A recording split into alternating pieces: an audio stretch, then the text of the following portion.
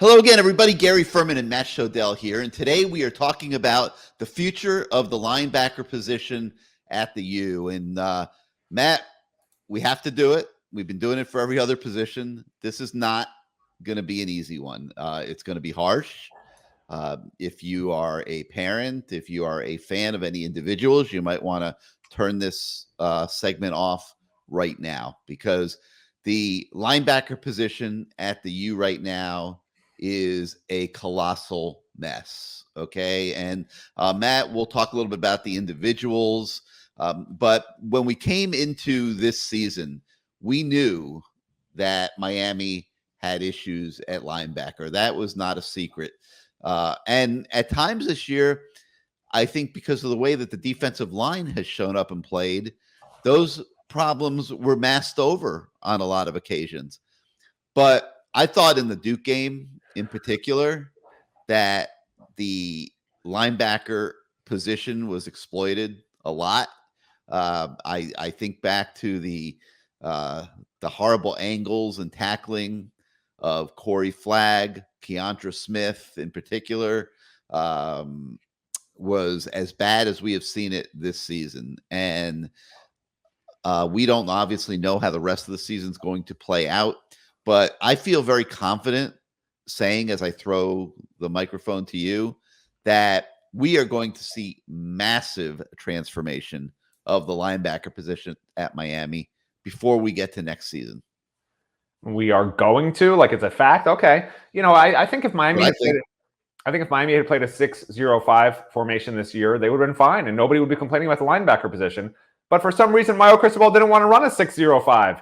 Innovative defensive scheme when you have no linebackers that are any good. It's brilliant. I just thought of that. Why can't they think of these things? No, but seriously, yeah, there's a big problem with linebacker. I can't even put it. Corey Flagg was supposed to be a backup. Wayman Steed was supposed to be Manny Diaz's guy that wouldn't have played at any other program.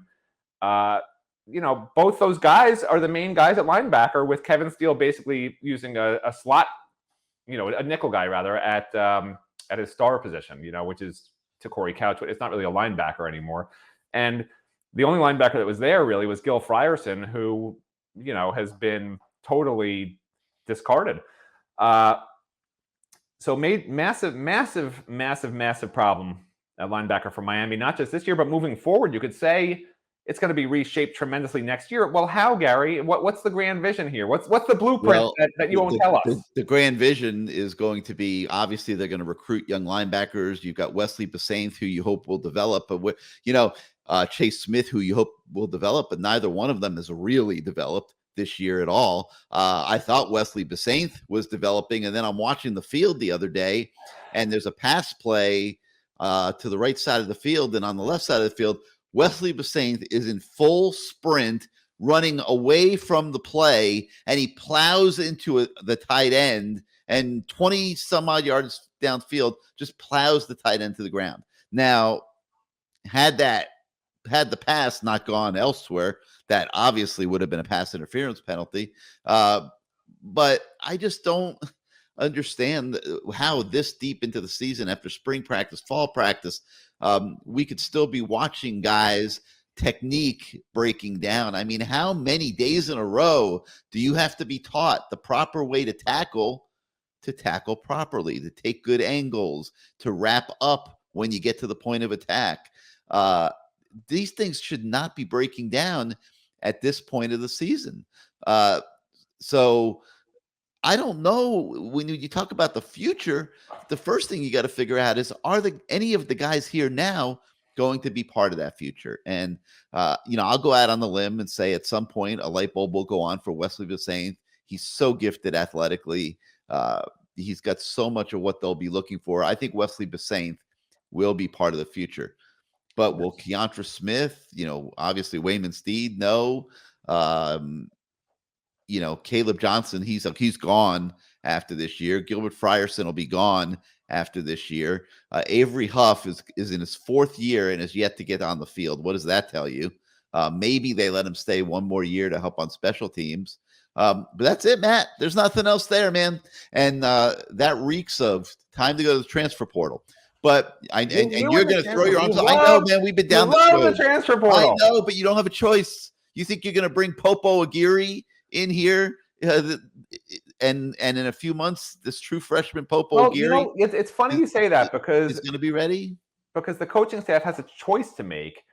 The choice is: do you want to win in 2023?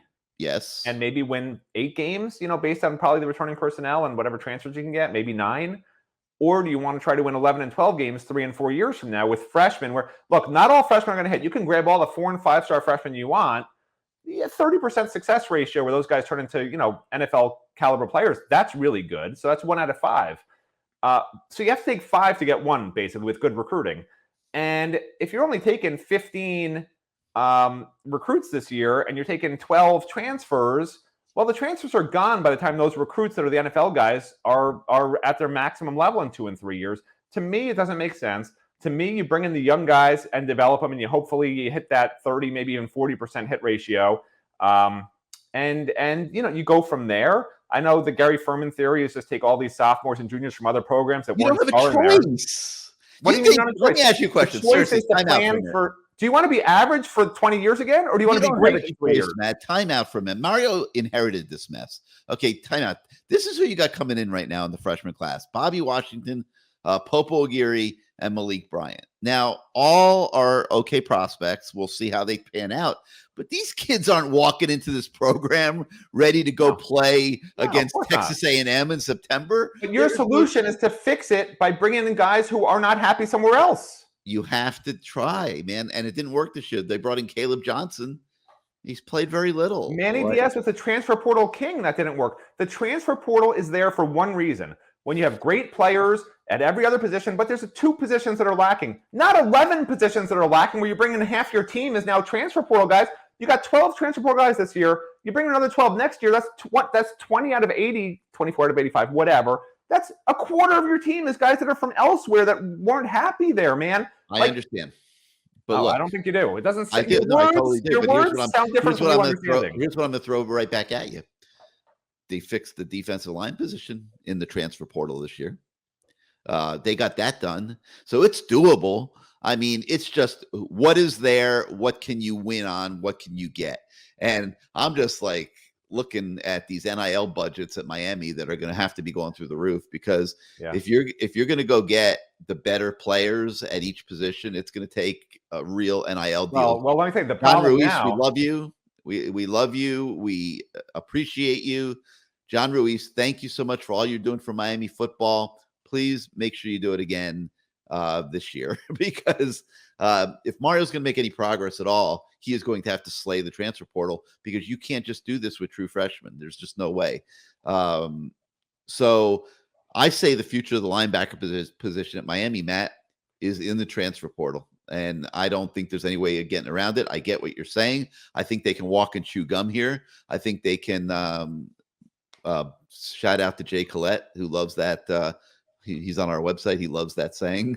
But I think you still will recruit freshmen, and I have to believe they would like to get at least one more freshman in recruiting traditionally. But I think you're going to see them go get maybe two linebackers at least in the transfer portal to fortify what they allow to come back. And so let's talk about that here, Matt. I already said Johnson, Steed, and almost certainly Frierson are gone. They probably don't have a choice, regardless of how bad that he played this past week, to bring back Keontra Smith for a 5th year. Okay, I can talk. The only way the transfer portal will work, and quite honestly, NIL deals will work right now for Miami, because let's face it, Miami right now, as it stands, even with Mario Cristobal here, it's not a destination for people for top recruits. It's just not. It's not the top of the line program. Mario had been, thinking that he would turn this around maybe in 1 year and win 9 or 10 games this year. I think that's what he actually thought heading into the year. And it's not transpiring, and that hurts recruiting, of course, because other programs now can say, it's a mess down there, come to our program. I mean, that's so easy to say. That's what Mario's fighting against. So you almost have to outbid other programs now in NIL. You can't, like an Alabama can offer less than a Miami, because an Alabama can say, come here, in 3 years, you're in the NFL as a first rounder, go there. Like, what do you have? So Miami has to has to outbid programs by a lot. John Ruiz has already publicly said he's not out getting into bidding wars. It's a problem.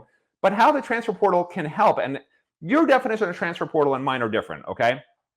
What you refer to as the transfer portal are not the guys I want. If you want to call it the transfer portal, that's fine. What I want Miami to get is free agents. Okay, I don't want transfer portal guys. I want free agents.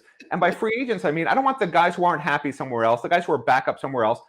If you're whoever you call him, John Ruiz, anybody, if you're a Miami guy and you want to help the Miami program, you can get a top line starter from any program in the country to come here as a transfer by offering them a huge NIL deal. That's right, man. But that's free agency. That's how you make it a popular destination. Money, money, money, money, money. So listen, you see the Benjamins behind me, Matt? That's how you do it. Miami will be a destination. You watch if John Ruiz stays on board.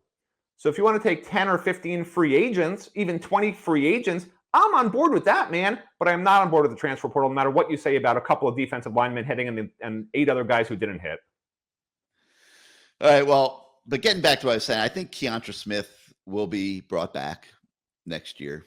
I don't think there's any real choice there. I think Corey Flagg will be brought back next year. They'll have a tough decision to make on Avery Huff because he's taken up a spot. He's had 4 years now, 2 different coaching staffs, has not been able to get on the field at linebacker. I do not think they will give up on Chase Smith yet. I think he will be back, especially he's a legacy kid. And I think obviously Wesley Besaint will be back. But I'm looking for 2 guys in the portal. I'm looking for 4 guys in traditional recruiting, 6 new faces at the linebacker position going into next year. That's what I think is the future. And I think this position, as much as any, is going to be tied into the Benjamins that are residing behind me right now. They are going to have to make sure they get the best.